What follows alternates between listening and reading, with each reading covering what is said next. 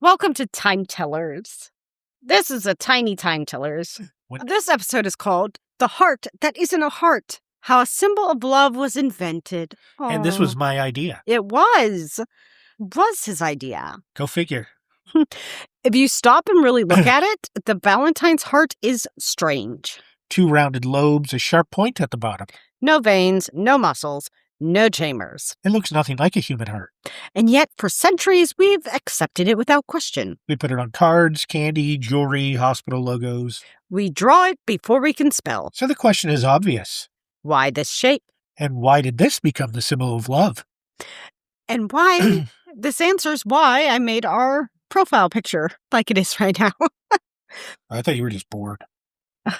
To understand the symbol, we need to start with a surprising fact. For much of human history, the heart was not seen as the emotional center, but as a moral or physical organ. In ancient Egypt, love and thought lived in the heart, but differently than we imagine. The heart was weighed after death. But it wasn't romantic. It was moral. In ancient Greece, love lived in multiple places. The liver, the diaphragm, the lungs. Aristotle believed the heart was the seat of intelligence. But even he didn't imagine it as sentimental. Emotion wasn't soft, it was physiological. Hmm. I almost said psychological, which is close, but that's not the word. Everything shifts in medieval Europe. Stupid Dark Ages. Stupid Crusades. Tell us how you really feel, Dan. Not right now, though, because this is a tiny Time Teller. This is where love becomes symbolic. Courtly love poetry transforms emotion into something elevated. Longing, devotion, pain. The heart becomes a vessel. Like the members of Sleep Token. Something that can be wounded, given, broken. In the Middle Ages, hearts were sometimes buried separately from bodies. Especially for royalty. The heart was treated as the most intimate part. This helped solidify symbolic role.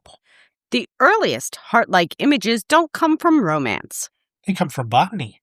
Specifically, the seed pod of the silphium plant. Now this is wild. Silphium was a plant used in ancient Greece and Rome. It was prized for medicine. And critically, as contraception. The seed pod shape?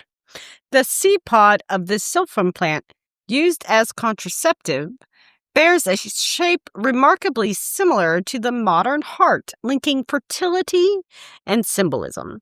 Coins from Cyrene show it clearly. This suggests the heart shape may have first symbolized sex and fertility, not to be confused with romance. Christian iconography adopts the heart later. And when it does, it changes everything. Like they often did. The Sacred Heart of Jesus becomes central. A heart pierced, bleeding, exposed. Not anatomical. But emotional and spiritual. Love becomes suffering. Devotion becomes pain. These hearts are often stylized. Symmetrical, clean. Easy to recognize from a distance. Art teaches theology through repetition. So very Catholic of them. Yep. Repetition. So why not draw the real thing? Because the real heart is unsettling. Messy, wet, violent looking. It doesn't communicate tenderness. Symbolism smooths it. Makes it safe. Abstract shapes survive longer than literal ones. The printing press is where everything accelerates. Yay for Gutenberg. Yay! Suddenly, symbols need to be fast and recognizable. The heart shape is perfect. Simple lines, easy to reproduce. By the 15th century, playing cards were using hearts. Which spreads the symbol across Europe. So what did they use before that? Oh, that's a good question. I have no idea.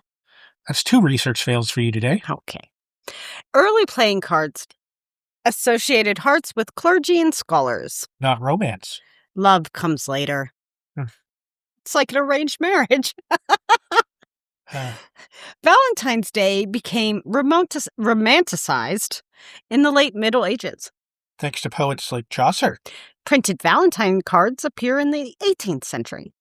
And they need imagery. The heart is already there. Waiting.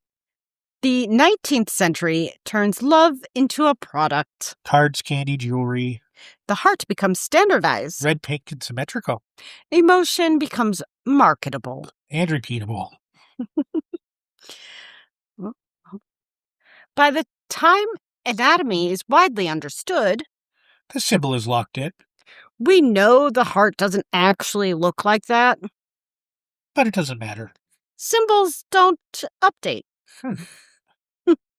Today's heart is a shortcut.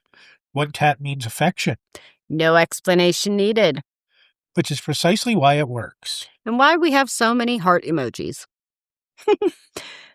The Valentine heart is an anatomy, of course. It's an agreement. A shared understanding. That this shape means care.